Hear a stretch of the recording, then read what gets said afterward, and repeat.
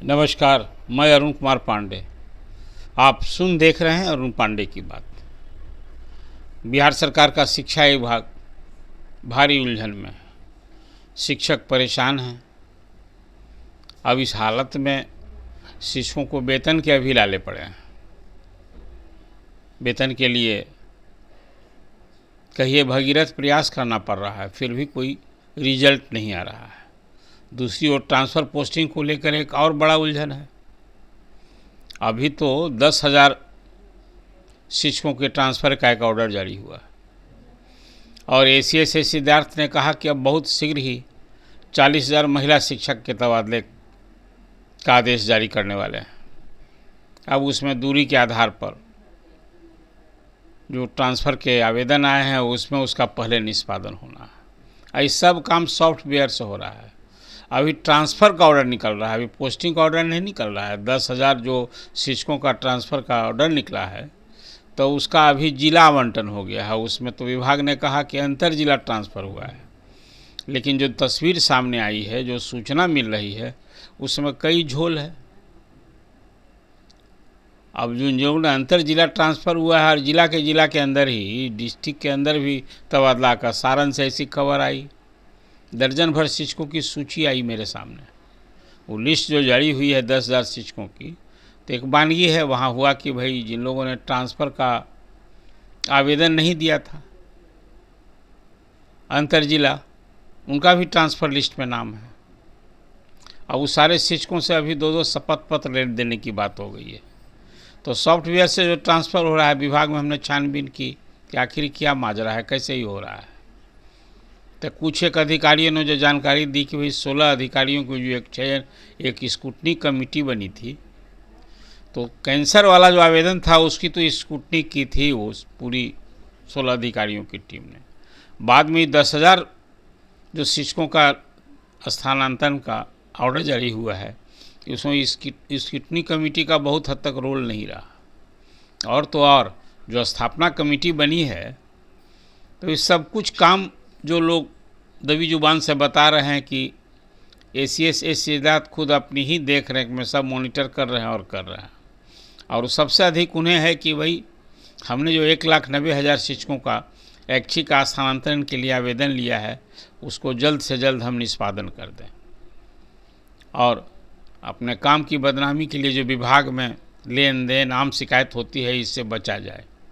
अब इतनी बड़ी संख्या में शिक्षकों का जब ट्रांसफ़र हुआ है तो पोस्टिंग में कोई गड़बड़ी शिकायत नहीं हो, तो इसके चलते आपको मालूम होगा पहले ही हुआ था कि शिक्षकों का बिना नाम बताए और उनको कोडिंग के आधार पर पोस्टिंग स्कूल में आवंटन होगा। तो जिन शिक्षकों का अभी अंतर जिला ट्रांसफ़र का ऑर्डर हो गया है, तो जिला तो आवंटन हो गया। अब वो जिस जिला में उनका आवंटन हुआ है, ट्रांसफ़र हुआ है, अब वहाँ तो स्कूल का आवंटन तो अब फिर डीओ के ही माध्यम से होना है। तो कौन सी तरकीब अपनाई जाएगी? जो सरकार ने आदेश दिया था कि कोडिंग के आधार पर पोस्टिंग होनी है, तो ये होना है, और सबसे 10-10 ऑप्शन मांगा गया था। ये सारा तो उलझन अभी हो ही रहा है। अब इधर वेतन भुगतान को लेकर एक अलग समस्या पड़ी है। अब 2 फेज में सक्षमता परीक्षा पास हो गए हैं, सबको वेतन भी न देना है। अब जनवरी से जो सक्षमता परीक्षा पास किए हैं विशेष शिक्षक, उनको जनवरी से नया वेतनमान मिलना है, उसमें पे प्रोटेक्शन भी मिलना है। लेकिन झंझट है कि प्रान नंबर अभी जनरेट होना है। जो तस्वीर आई है विभाग की 25 तारीख को, जो सचिव शिक्षा ने जो आदेश जारी किया है, उसमें कहा गया है, जो ज़रा सब भी जान लीजिए, आप सबको मालूम भी है कि सक्षमता जो पहली परीक्षा हुई उसमें 1,73,000 विशेष शिक्षक सामने आए और उस सब को टेक्निकल ज्वाइनिंग हो चुकी है। और इनमें से कितने शिक्षकों का हुआ है, तो इसमें से अभी तक जो विभाग का ऑर्डर निकला है उसमें है कि 1,39,000 शिक्षकों का एनएसडीएल से प्रान नंबर प्राप्त हो चुका है। अब उसमें 1,33,000 शिक्षकों का उन आंकड़ों को ऑन बोर्डिंग हेतु HRMS पर अपलोड किया जा चुका है।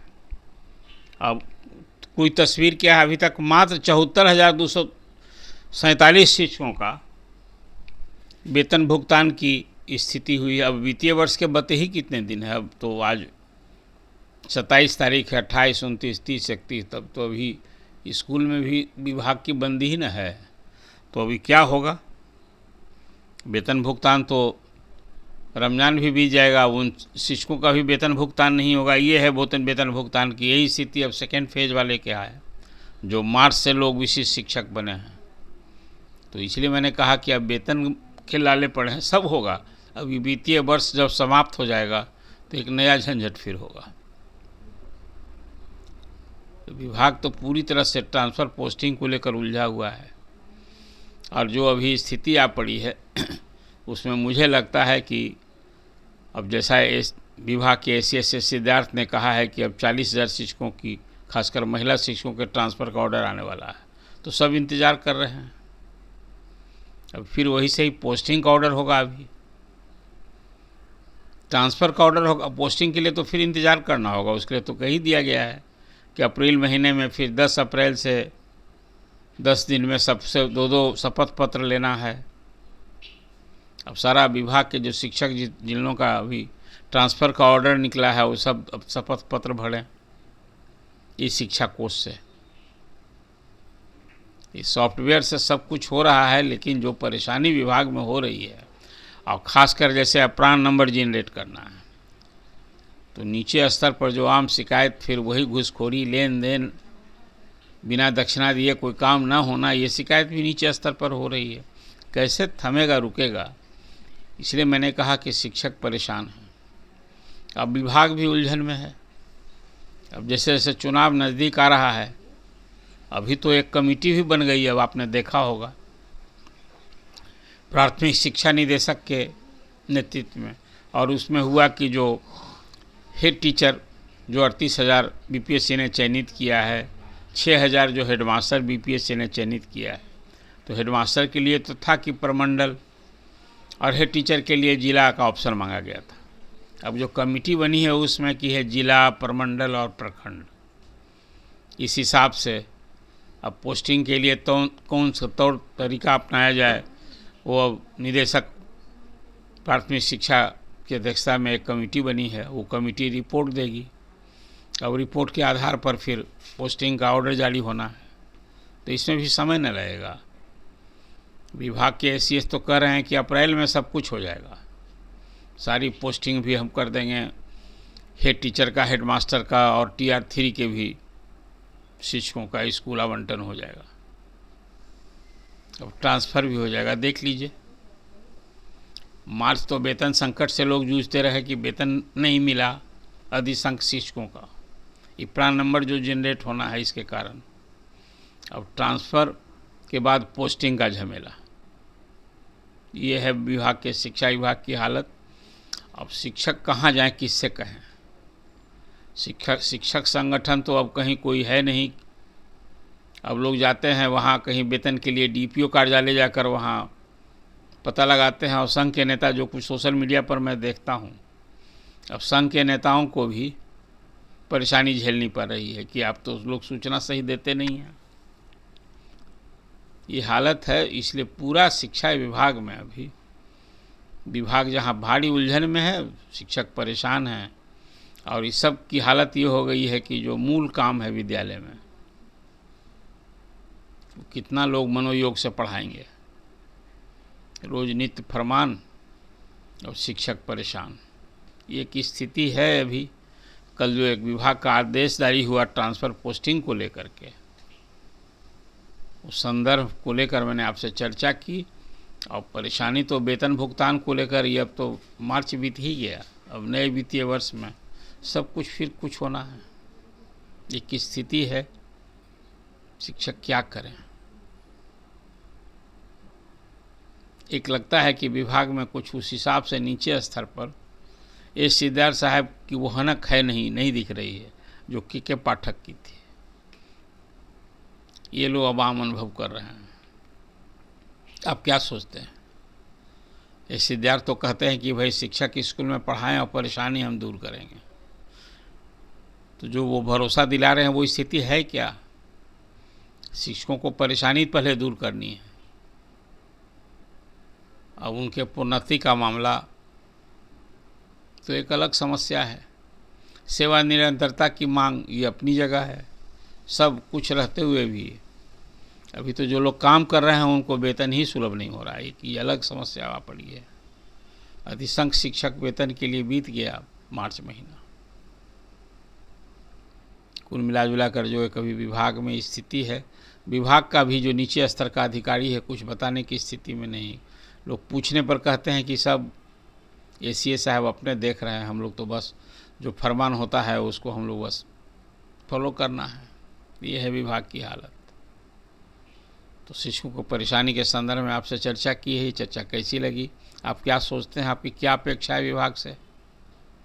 हाँ, एक बात है कि अभी महिला शिक्षकों को परेशानी से दूर करने के लिए एसीएस कुछ ज़्यादा ही तवज्जो दे रहे हैं, और उसमें बीपीएससी वाले शिक्षक वही ज़्यादा ना परेशान हैं दूरी को लेकर। उसमें कोई 90,000 शिक्षक हैं दूरी वाले। अब उनकी अलग परेशानी है कि भाई आप इसमें भेदभाव क्यों हो रहा है। हमारी परेशानी भी दूर करने के लिए विभाग को उसी तत्परता से काम करनी चाहिए, लेकिन विभाग का रवैया दूसरा है। फर्स्ट महिला शिक्षक, फिर टीयर 3 हेड टीचर और हेड मास्टर, तब फिर दूरी के आधार पर अभी तो इंटर डिस्ट्रिक्ट का विचार होगा, और डिस्ट्रिक्ट के अंदर वाले का तो सबसे अंत में विचार होना। यही है विभाग की अभी रीति नीति जो जानकारी मिली है। इसलिए मैंने कहा शिक्षक परेशान है। अब विभाग भी उलझन में है। विभाग को भी समझ में नहीं आ पा रहा है कि कैसे एक निश्चित समय सीमा में सब कुछ कर दें। विभाग भले ही एसीएस कह रहे हैं कि अप्रैल में सब हो जाएगा, अब देख लीजिए अप्रैल में क्या क्या होता है। तो चर्चा आपको कैसी लगी, फिर ये आपसे अपेक्षा है आप कमेंट कीजिए, और अरुण पांडे की बात सब्सक्राइब कीजिए। धन्यवाद।